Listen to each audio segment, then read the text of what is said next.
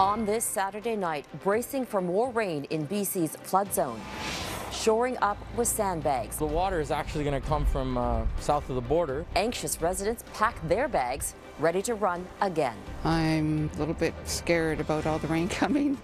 Ominous Omicron. We need to slow down the spread of this variant. The race to beat this new COVID-19 variant. The military's new top boss. And that speaks to this not being just a woman's issue. It's an issue for all of us to address. How this general plans to get soldiers in line. And Canada loves you back. Plus the tribute to Canadian actor Ryan Reynolds.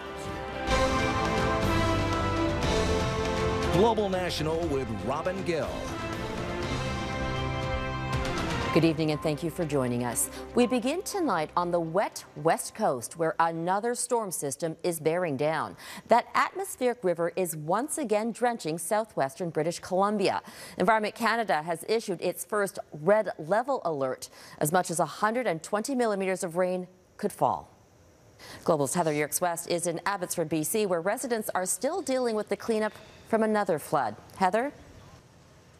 Yeah, Robin, it has been raining very heavily here all day today. Abbotsford's mayor warning that the city could see 120 millimeters by tomorrow morning. But for residents of this part of the city, it's not so much what's falling from the sky that's a concern. It's what may be heading here from south of the border. The Nooksack River in Washington state, partly responsible for the devastating flooding that occurred in this region last week, is now expected to flood its banks a second time this weekend. Dozens of members of Canada's military helping to get Abbotsford through the incoming storm. Our mission is to build a wall along this train track on the south side, roughly 2 feet high. What we're trying to do is redirect the water away from the people so that they have more options. The neighborhood of Huntington Village has been through this before. Denise Shindak was evacuated from her home for several days last week as water filled her yard and garage. We tried to pack up as many things as we could remember. We have 2 dogs, 2 cats, so it was pretty frantic. But this community is on alert again, under threat of flooding from the Nooksack River across the border in Washington state. Damage to the river's levee system has left surrounding communities vulnerable to flooding, and that includes residents here on the Canadian side. I'm a little bit scared about all the rain coming. But I see they're doing a lot of work down here at the railroad tracks, so hopefully it can stop the water. It's just one area of concern as parts of flood-ravaged BC brace for back-to-back storms. On Saturday afternoon, the province closed several portions of major highways between BC's lower mainland and the interior. Heavy rain expected through the region, posing too much of a risk to travelers. I have committed from the beginning that we will be here for whatever is needed. After touring the region Friday, Canada's Prime Minister, along with BC Premier John Horgan, announced the formation of a joint committee to address disaster response and climate resilience. The governments are also promising to match dollar-for-dollar donations to the Red Cross. We need to rebuild more resilient infrastructure that's going to be able to handle 100-year storms every few years, because that seems to be the pattern we're on. Both levels of government are promising to support BC residents as they clean up and rebuild. But for now, the focus is on the next potential flood. And right now, members of the military are still working to shore up this sandbag dike in preparation for water that could be coming into the community tomorrow. Residents of this neighborhood right beside me in Huntington Village have been warned that they may have to evacuate with very little notice. It's going to be a very tense weekend as the rain just continues to fall. Robin? Heather Yourex-West in Abbotsford, BC. Thanks, Heather. It is estimated that the bill for the flooded farms in BC will run into the billions of dollars. Beyond the financial impact, there's the emotional toll on the farmers themselves. Many have been working the land or the family business for generations. As Neetu Garcha reports, there's so much at stake in the recovery process. It's hard to put into words. Depression, sadness. The work of 3 generations of Avtar Sandhu's family, including his son and nephews, is now underwater. Everything our parents have built up, and our aunts and uncles or grandparents, just to watch it get washed away, it's heartbreaking. I myself have inventory in my cooler cauliflower just floating around. With millions of dollars and a Western Canadian hub of fresh local vegetable and berry produce at stake, they're determined to bounce back. Well, we just need all the help we can get right now. This is devastating, you know, where you can't even get into your homes. Your tractors are all underwater, but we won't give up. For the Gill family, 32 acres of blueberries have been wiped out. They're just one of nearly 60 blueberry producers impacted in the Fraser Valley. You know, it takes 10 years to get where we were before this flood. Flood insurance is not offered here on the plains. These families, still evacuated from their homes and farms, have been able to survey some damage by boat.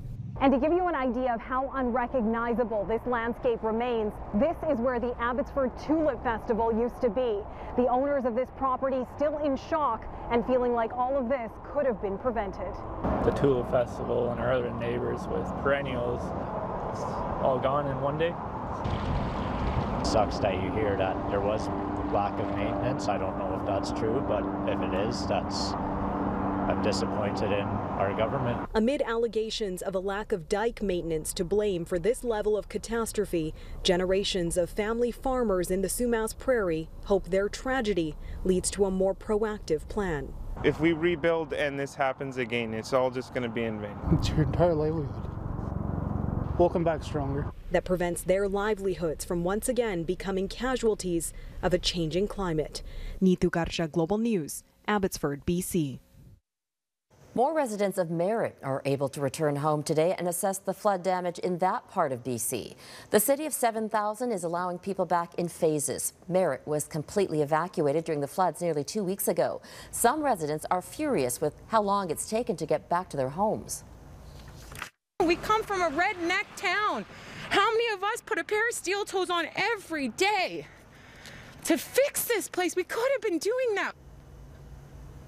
The flooding caused the city's water treatment facility to fail. It's now back on track. Still, residents will have to boil and limit their water usage.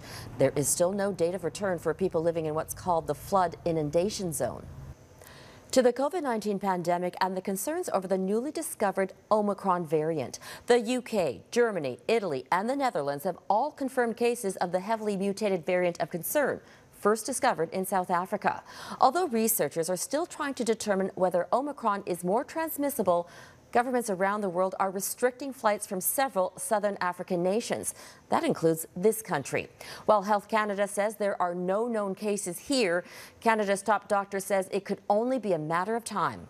Michael Couture explains. Just hours after the UK confirmed 2 cases of the Omicron variant, Prime Minister Boris Johnson implemented swift and sweeping measures. We will also go further in asking all of you to help contain the spread of this variant by tightening up the rules on face coverings in shops and on public transport. Little is known about the 2 cases, but the British Health Minister says they are linked. The UK is banning travel from a number of countries. We are adding 4 more countries to the red list from 4 a.m. on Sunday, and those are Angola, Mozambique, Malawi, and Zambia.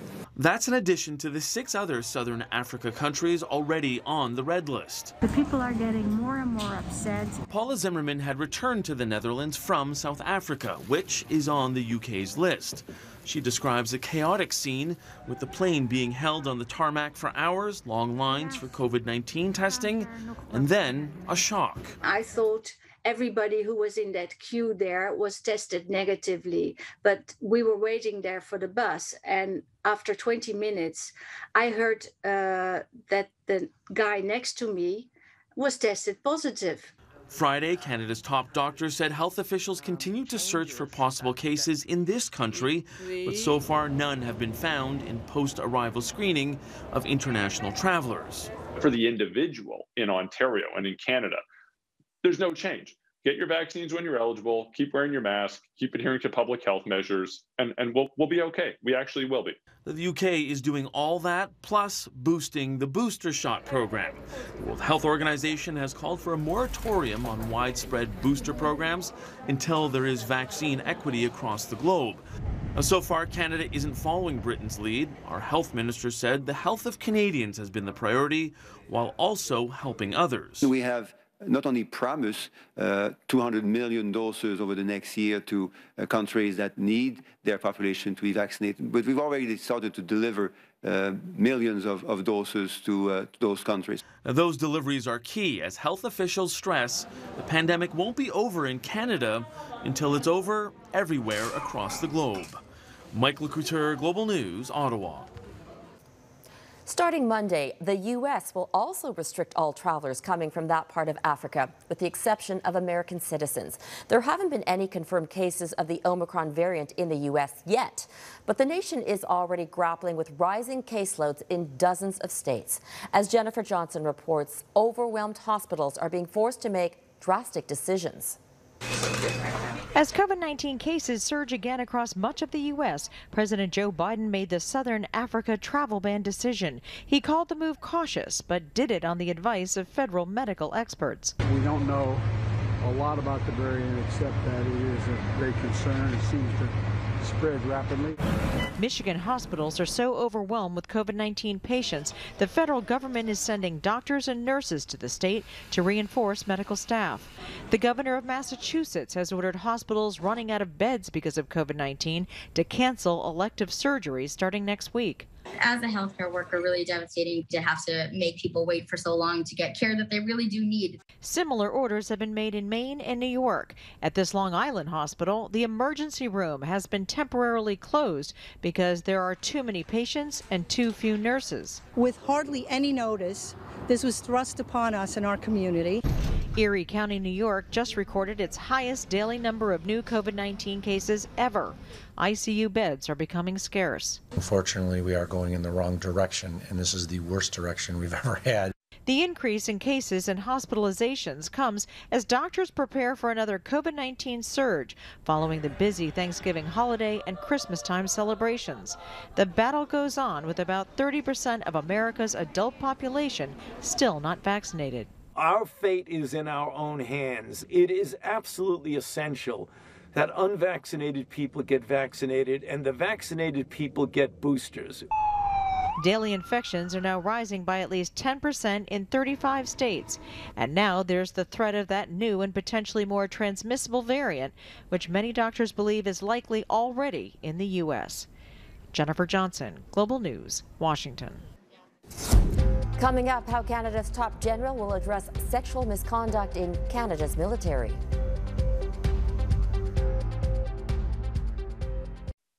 Canada officially has a new chief of the defence staff. General Wayne Eyre's appointment comes at a crucial time for the Canadian Armed Forces. In addition to operational challenges responding to severe weather events on 2 Canadian coasts, he faces internal challenges around the military's reckoning with sexual misconduct. General Eyre joins Mercedes Stephenson this week on the West Block. Mercedes, what did he have to say about reshaping military culture? Robin, General Wayne Eyre has been tasked with overhauling the culture of the Canadian Armed Forces to deal with what experts have described as toxic power dynamics and an ongoing sexual misconduct scandal. Eyre was candid in his first interview with the West Block since being appointed permanent chief of the defense staff, saying there is a long road ahead for the military and that he's not sure that anyone would want the job of top soldier right now, given the circumstances in the Canadian Armed Forces. Eyre says, however, he is honored to lead Canadian troops. Eyre's appointment comes at a crucial time for the military. Nearly 19,000 individual claimants have come forward in the class action lawsuit settlement for survivors of military sexual misconduct. For Eyre, the types of claims being brought forward speak volumes about the depth of cultural problems in the forces. I think it's also important to note that the latest stats I've seen, 42% are men. And that speaks to this not being just a woman's issue. It's an issue for all of us to address. It's an issue of power dynamics as well that speak to an element that we have to fix. Eyre initially took on the role as acting chief of the defense staff in February when Admiral Art MacDonald had to step aside after finding out he was under investigation for sexual assault allegations. The investigation ended with no charges due to insufficient evidence, according to the military police. MacDonald then began a campaign to be reinstated and claimed that he was exonerated by the military police. Police said that was not the case and they did not deem the allegation to be unfounded. MacDonald denies any wrongdoing. The situation, however, created an embarrassing conundrum for the government, with two top commanders making a claim for the same job. On Thursday, the government said they had lost confidence in Art MacDonald and that Eyre would assume the role permanently. The military had refused to answer questions about whether MacDonald could still face administrative action, which has been used against other personnel accused of sexual misconduct, who were in some cases forcibly discharged from the military. I put the question of whether administrative action is a possibility to General Eyre. What has happened is between Admiral MacDonald and the government. I've deliberately kept myself at arm's length from that process, and he's indicated that he's releasing from the military, so that will unfold. Eyre did not say why the military was not looking into administrative action for Admiral MacDonald. You can watch the full interview with General Eyre tomorrow on the West Walk. Robin? Mercedes Stevenson in Ottawa. Thanks, Mercedes. Up next, Ethiopia's president won a Nobel Peace Prize, but can he keep the peace in his own country?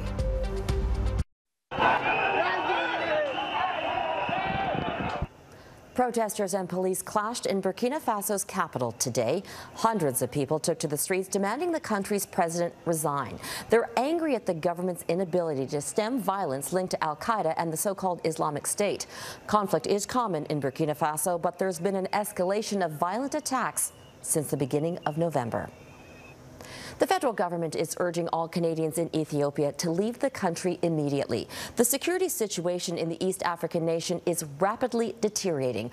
A year-long conflict between government forces and rebel fighters from the northern Tigray region has spread closer to the capital. Prime Minister Abiy Ahmed is vowing to be victorious and claims to be directing the military from the front lines. As Redmond Shannon reports, international efforts to broker a ceasefire have made little progress. Old veterans saluting new recruits as they join an Ethiopian army badly in need of a boost. I'm not afraid to die, says this man. It's for my country. Prime Minister Abiy Ahmed has looked to inspire such support, vowing to lead from the front lines of the civil war himself. Some of Ethiopia's revered Olympic runners like Haile Gebrselassie have promised to do the same. Government forces allied with the Amhara ethnic group are primarily fighting against the Tigray People's Liberation Front, or TPLF, from the northern Tigray region.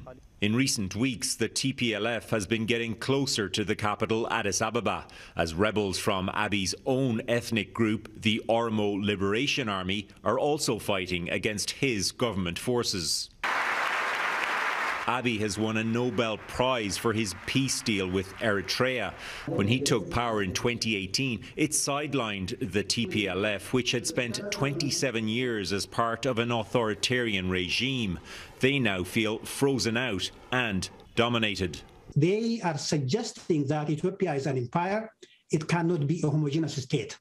It cannot be a country where national identity can be defined along one ethnic groups, or either Oromo or Tigrayans or Amharas. Ethiopian academic Abbas Ganamo believes the TPLF could reach the capital, but taking Africa's diplomatic hub is another matter. Technically, I think they can, but I don't think the international community would allow them to do, but the Tigrayans also hesitate to do that now. Many people do not want to see them ruling Ethiopia again, because their experience of 27 years was mostly not positive. Under this month's state of emergency, hundreds more ethnic Tigrayans and even some UN staff have been detained. So it's not only ethnic Tigrayans, but we've also been receiving reports of Oromos being arrested in Addis and the outskirts. Across the country, millions have been displaced and hundreds of thousands are living in famine conditions, with many aid routes blocked. African leaders and the US have been trying to get the sides to peace talks. Prime Minister Justin Trudeau has twice spoken to Abiy this month, calling for a ceasefire. Until there is any progress, much of the suffering will continue, far behind the front lines. Redmond Shannon, Global News, London. There is a worrying situation in the South Pacific. Australia has sent in military support to the Solomon Islands after days of unrest turned deadly. Police found 3 burned bodies after buildings in the capital's Chinatown district were looted and torched. More than 100 people have been arrested and an overnight curfew is in effect. Protesters have been calling for the country's prime minister to resign. Some of the anger stems from the government's 2019 decision to sever its diplomatic relationship with Taiwan in favor of Beijing. A genuine Canadian icon, like Shatner. Up next, a Canadian shows a little love for another Canuck. They said Bryan Adams was busy, and Nickelback all had to work. They meant to call Drake, but called me by mistake, so you're stuck with a song by this jerk. That's Stephen Page of the Bare Naked Ladies serenading Ryan Reynolds. The Canadian actor was being honored at the Governor-General's Performing Arts Awards. The virtual ceremony celebrated Catherine O'Hara as well. The Schitt's Creek star received this year's Lifetime Achievement Award, and her co-stars helped with the honor. Catherine, you are, in a few words or less, one of a kind. I see a Canadian icon whose shining star rivals the Northern Lights. I love you. Congratulations. And to wrap it up, Noah Reid of Schitt's Creek performed a rendition of Joni Mitchell's A Case of You while wearing a few of O'Hara's trademark wigs from the show. Hilarious. And that is Global National for this Saturday night. I'm Robin Gill. Tonight, your Canada is Van Dusen Gardens in Vancouver, all decked out and lit up for the holidays. We would love to see your corner of the country, so please keep sending your photos to viewers@globalnational.com. Thank you for watching, and I'll see you back here tomorrow. Have a great night.